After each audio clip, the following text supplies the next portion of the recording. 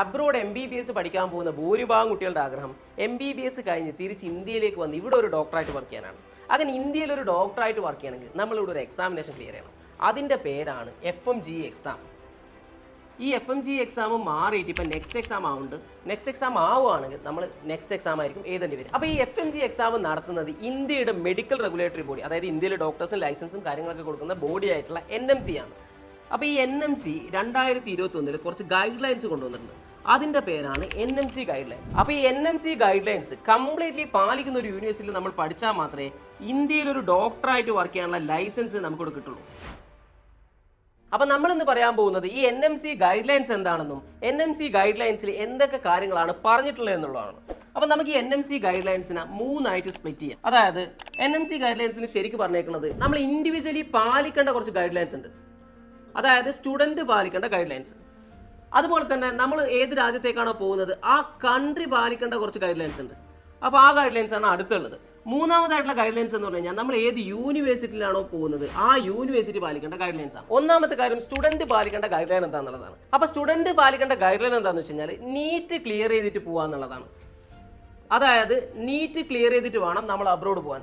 NEET clear ചെയ്യാതെ abroad പോയി കഴിഞ്ഞാൽ ഒരിക്കലും നമുക്ക് തിരിച്ചു വന്ന് ഇന്ത്യയിൽ ഒരു ഡോക്ടറായിട്ട് വർക്ക് ചെയ്യാൻ പറ്റില്ല. ഇപ്പൊ ചിലർ വിചാരിക്കുന്നുണ്ട് നീറ്റ് നമുക്കൊരു 1 വർഷം കഴിഞ്ഞിട്ട് ഒരു 1 ഇയർ കഴിഞ്ഞിട്ട് വന്നിട്ട് ക്ലിയർ ചെയ്താൽ പോരെ എന്നുള്ളത്. കാരണം എന്താണെന്ന് വെച്ചാൽ NMC പറയുന്നത് എന്താണെന്ന് വെച്ച് കഴിഞ്ഞാൽ നീറ്റ് എന്ന് പറയുന്നത് MBBSന്റെ എലിജിബിലിറ്റി ആണ്. അതുകൊണ്ട് തന്നെ നമ്മൾ പോകുന്ന സമയത്ത് നീറ്റ് ക്ലിയർ ചെയ്തിട്ട് വേണം പോകാൻ.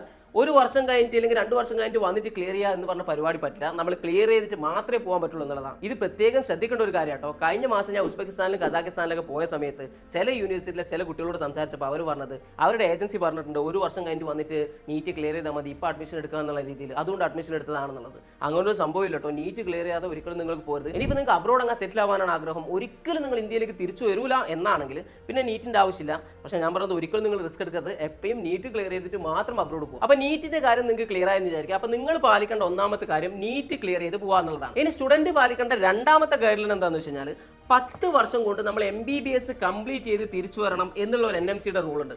അതായത് MBBS തുടങ്ങിയ മുതൽ നെക്സ്റ്റ് എക്സാമിന്റെ 2 വരെ ക്ലിയർ ചെയ്യുന്നത് 10 വർഷം കൊണ്ട് തീർക്കണം എന്നുള്ളത്. പക്ഷെ നമ്മൾ ഈ വീഡിയോ ഷൂട്ട് ചെയ്തതിന് ശേഷം ഒരു അപ്ഡേറ്റ് വന്നിട്ടുണ്ടായിരുന്നു, ഒരു എക്സ്പ്ലനറി നോട്ട് വന്നിട്ടുണ്ട്. അതിൽ പറയുന്നത് എന്താണെന്ന് വെച്ച് കഴിഞ്ഞാൽ MBBS കോഴ്സ് കംപ്ലീറ്റ് ചെയ്തതിന് ശേഷം ഈ FMGയും നെക്സ്റ്റും 10 വർഷം കൊണ്ട് ക്ലിയർ ചെയ്യണം. അതായത് FMGയും നെക്സ്റ്റും ഇന്റേൺഷിപ്പും 10 വർഷം കൊണ്ട് ക്ലിയർ ചെയ്യണം എന്നുള്ളതാണ്. NMCയുടെ എക്സ്പ്ലനറി നോട്ടിലാണ് ഈ ഒരു കാര്യം പറഞ്ഞേക്കുന്നത്. അതുകൊണ്ട് നമുക്ക് പറയാൻ പറ്റില്ല, ചിലപ്പോൾ അവർ അടുത്ത എക്സ്പ്ലനറി നോട്ടിൽ അത് മാറ്റാൻ സാധ്യതയുണ്ട്. അതുകൊണ്ട് നിങ്ങൾ പ്ലാൻ ചെയ്യേണ്ടത് എന്താണെന്ന് വെച്ച് കഴിഞ്ഞാൽ നിങ്ങളുടെ കോഴ്സ് 6 വർഷമാണെങ്കിൽ 6 വർഷം കൊണ്ട് തീർത്ത്, നെക്സ്റ്റ് ആണെങ്കിൽ നെക്സ്റ്റ്, അല്ലെങ്കിൽ FMG ആണെങ്കിൽ FMG ക്ലിയർ ചെയ്ത് ഇന്റേൺഷിപ്പും കൂടെ 10 വർഷത്തിനുള്ളിൽ തീർക്കും എന്നുള്ള രീതിയിലുള്ള പ്ലാനിങ്ങിൽ വേണം നിങ്ങൾ അബ്രോഡിലേക്ക് പോകാൻ. അങ്ങനെയാണെങ്കിൽ വേറെ ഇഷ്യൂസ് ഒന്നുമില്ല. അപ്പോൾ ഞാനിപ്പോൾ അസർബൈജാനിലാണ്, ആ വീഡിയോ ഞാൻ നാട്ടിലുള്ള സമയത്ത് എടുത്തതാണ്. അപ്പോൾ ആ വീഡിയോയിൽ ഈ ഒരു കറക്ഷൻ വന്നുകൊണ്ടാണ് ഇങ്ങനെ ഒരു അപ്ഡേറ്റ് നമ്മൾ അതിലിടുന്നത്. അപ്പോൾ ഈ 2 കാര്യങ്ങളാണ് അബ്രോഡ് പോകുന്ന സമയത്ത് നമ്മൾ ഇൻഡിവിജ്വലി പാലിക്കാനുള്ള ഗൈഡ് ലൈൻ. ഇനി നമ്മൾ ഒരു കൺട്രി പാലിക്കേണ്ട റൂൾസ് നോക്കുന്ന സമയത്ത് അതിൽ പ്രധാനപ്പെട്ട കാര്യം, ഒരു കൺട്രിയിൽ നമ്മൾ പഠിക്കുകയാണെങ്കിൽ ആ കൺട്രിയിൽ ഒരു ഡോക്ടറായിട്ട് വർക്ക് ചെയ്യാനുള്ള ലൈസൻസോ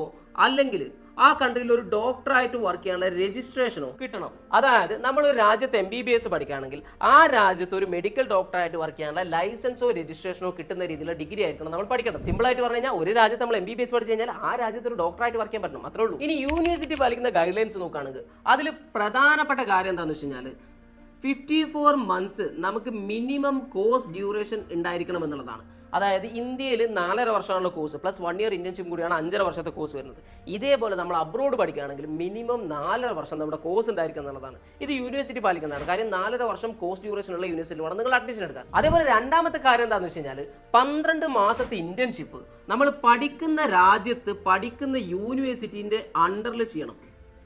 അതായത് നമ്മളിപ്പം ഏതെങ്കിലും ഒരു അബ്രോഡ് കൺട്രിയിൽ പഠിക്കുകയാണെങ്കിൽ 4.5 വർഷത്തെ കോഴ്സ് കഴിഞ്ഞിട്ട് 12 മാസം, അതായത് 1 വർഷത്തെ ഇന്റേൺഷിപ്പ് ആ യൂണിവേഴ്സിറ്റിന്റെ അണ്ടറിൽ, ആ യൂണിവേഴ്സിറ്റിന്റെ ഹോസ്പിറ്റലിൽ അല്ലെങ്കിൽ അഫിലിയേറ്റഡ് ഹോസ്പിറ്റലിൽ ചെയ്യണം. അതായത് അബ്രോഡ് 4.5 വർഷത്തെ കോഴ്സ് കഴിഞ്ഞതിന് ശേഷം 1 ഇയർ ഇന്റേൺഷിപ്പ് നമ്മൾ പഠിക്കുന്ന യൂണിവേഴ്സിറ്റിന്റെ അണ്ടറിൽ ചെയ്യണം എന്നുള്ളതാണ്. ഈ ഇന്റേൺഷിപ്പ് ഏതൊക്കെ ഡിപ്പാർട്ട്മെന്റിൽ ചെയ്യണം, എത്ര ഡ്യൂറേഷനിൽ ചെയ്യണം എന്നുള്ളത് NMC ക്ലിയർ ആയിട്ട് പറഞ്ഞിട്ടുണ്ട്.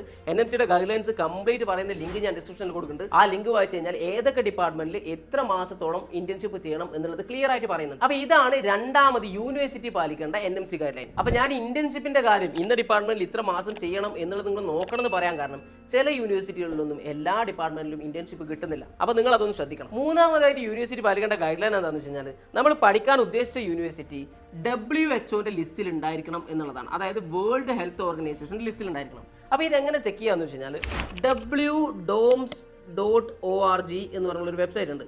ഈ വെബ്സൈറ്റിൽ കയറിയിട്ട് നമ്മൾ പോകാൻ ഉദ്ദേശിച്ച കൺട്രി സെലക്ട് ചെയ്ത് കഴിഞ്ഞാൽ ആ കൺട്രിയിലുള്ള യൂണിവേഴ്സിറ്റിന്റെ ലിസ്റ്റിൽ നമ്മൾ പോകാൻ ഉദ്ദേശിച്ച യൂണിവേഴ്സിറ്റി ഉണ്ടായിരിക്കണം. ഇങ്ങനെ ഉണ്ടെങ്കിൽ WHO ലിസ്റ്റിൽ ഉണ്ട് എന്നുള്ളതാണ് അർത്ഥം. ഇനി നാലാമതായിട്ട് യൂണിവേഴ്സിറ്റി പാലിക്കേണ്ട NMC ഗൈഡ് ലൈൻ എന്താണെന്ന് വെച്ച് കഴിഞ്ഞാൽ നമ്മുടെ കോഴ്സ് കംപ്ലീറ്റ്ലി ഇംഗ്ലീഷ് മീഡിയം ആയിരിക്കുക എന്നുള്ളതാണ്.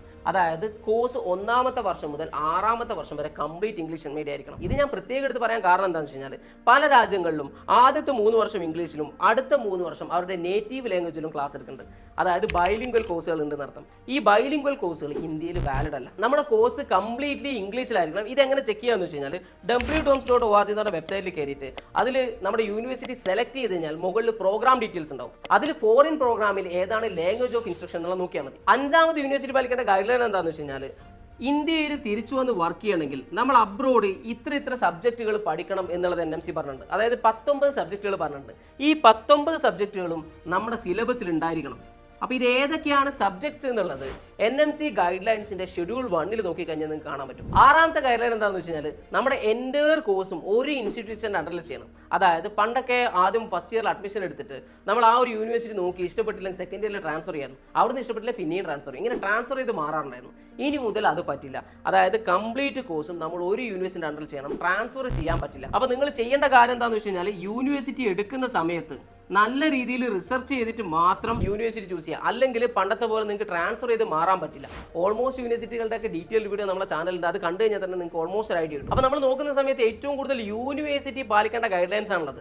അതായത് യൂണിവേഴ്സിറ്റി ചൂസ് ചെയ്യുന്ന സമയത്താണ് നമ്മൾ ഏറ്റവും കൂടുതൽ ശ്രദ്ധിക്കേണ്ടത്. അപ്പോൾ പ്രോപ്പർ ആയിട്ടുള്ള യൂണിവേഴ്സിറ്റി നമ്മൾ ചൂസ് ചെയ്തിട്ടില്ലെങ്കിൽ പണ്ടത്തെ പോലെ ട്രാൻസ്ഫർ ചെയ്യാൻ പറ്റില്ല. നമ്മുടെ 6 വർഷവും അതിനുവേണ്ടി ചെലവാക്കുന്ന പൈസയും കംപ്ലീറ്റ് പോകും. അപ്പോൾ ഇത്രയാണ് NMC പ്രധാനമായിട്ടും പറയുന്ന ഗൈഡ് ലൈൻ. ഇതല്ലാത്ത കുറച്ച് ഗൈഡ് ലൈൻസ് ഉണ്ട്. അപ്പോൾ ഞാൻ ഡിസ്ക്രിപ്ഷനിൽ ലിങ്ക് കൊടുക്കുന്നുണ്ട്. ആ ലിങ്കിൽ പോയി കഴിഞ്ഞാൽ നിങ്ങൾക്ക് കംപ്ലീറ്റ് വായിക്കാൻ പറ്റും. ഇനി നിങ്ങൾ ശ്രദ്ധിക്കേണ്ട കാര്യം എന്താ വെച്ച് കഴിഞ്ഞാൽ ചില യൂണിവേഴ്സിറ്റി എല്ലാ ഗൈഡ് ലൈൻസും പാലിക്കും. പക്ഷേ കൺട്രി ചിലപ്പം എല്ലാ ഗൈഡ് ലൈൻസും പാലിച്ചോളണമെന്നില്ല. അതായത് ഫിലിപ്പീൻസ് പോലുള്ള കൺട്രിയിലാണെങ്കിൽ കൺട്രി പാലിക്കേണ്ട ഗൈഡ് ലൈൻസ് കറക്റ്റ് അല്ല. പക്ഷേ പല യൂണിവേഴ്സിറ്റികളും അവരുടെ ഗൈഡ് ലൈൻസ് കറക്റ്റായിട്ട് പ്രോപ്പറായിട്ട് ഫോളോ ചെയ്യുന്നുണ്ട്. അപ്പോൾ അങ്ങനത്തെ രാജ്യങ്ങളിൽ പഠിച്ചു കഴിഞ്ഞാലും നമുക്ക് ഇന്ത്യയിലേക്ക് തിരിച്ചു വരാൻ പറ്റില്ല. അവർ ആ കൺട്രീൻ്റെ റൂളും കാര്യങ്ങളൊക്കെ അപ്ഡേറ്റ് ചെയ്ത് കഴിഞ്ഞാൽ പിന്നെ കുഴപ്പമില്ല കേട്ടോ. അപ്പോൾ നിങ്ങൾ ശ്രദ്ധിക്കേണ്ട കാര്യം എന്താണെന്ന് വെച്ച് കഴിഞ്ഞാൽ നമ്മൾ ഇൻഡിവിജ്വലി പാലിക്കേണ്ടതും കൺട്രി പാലിക്കേണ്ടതും യൂണിവേഴ്സിറ്റി പാലിക്കേണ്ടതും എല്ലാ ഗൈഡ് ലൈൻസും പ്രോപ്പറായിട്ട് നമ്മൾ ഫോളോ ചെയ്തിട്ടാണോ അബ്രോഡ് അഡ്മിഷൻ എടുക്കുന്നത് എന്നുള്ളത് എൻഷുർ ചെയ്യുക. അപ്പോൾ ഇത് ഇന്ത്യയിലേക്ക് തിരിച്ചു വന്ന് വർക്ക് ചെയ്യാൻ വേണ്ടിയിട്ടുള്ള ഗൈഡ് ലൈൻ ആണ്. ഇനിയിപ്പോൾ US-ലേക്കോ UK-യിലൊക്കെ പോകണമെങ്കിൽ അവരുടെ ഗൈഡ് ലൈൻസ് ഉണ്ട്. അതിന്റെ വേറൊരു വീഡിയോ ഞാൻ ചെയ്തിട്ടുണ്ട്. അതിന്റെ ലിങ്ക് ഡിസ്ക്രിപ്ഷനിൽ കൊടുക്കുന്നുണ്ട്. അത് കണ്ടാൽ നിങ്ങൾക്ക് മനസ്സിലാവും. അപ്പോൾ അബ്രോഡ് MBBS പഠിക്കുന്ന അല്ലെങ്കിൽ MBBS പഠിക്കാൻ ആഗ്രഹിക്കുന്ന ഏതെങ്കിലും ഫ്രണ്ട്സോ ഫാമിലിയുള്ള ആളുകളോ നിങ്ങൾക്ക് ഉണ്ടെങ്കിൽ അവർക്ക് ഈ വീഡിയോ ഒന്ന് മസ്റ്റായിട്ട് ഷെയർ ചെയ്ത് കൊടുക്കുക. ഈ കാര്യങ്ങൾ അറിയാതെ ഒരിക്കലും നിങ്ങൾ അബ്രോഡ് MBBS അഡ്മിഷൻ എടുക്കരുത്. എടുത്തു കഴിഞ്ഞാൽ നിങ്ങൾക്ക് ഒരിക്കലും ഇന്ത്യയിലേക്ക് തിരിച്ചു വന്ന് വർക്ക് ചെയ്യാൻ പറ്റില്ല.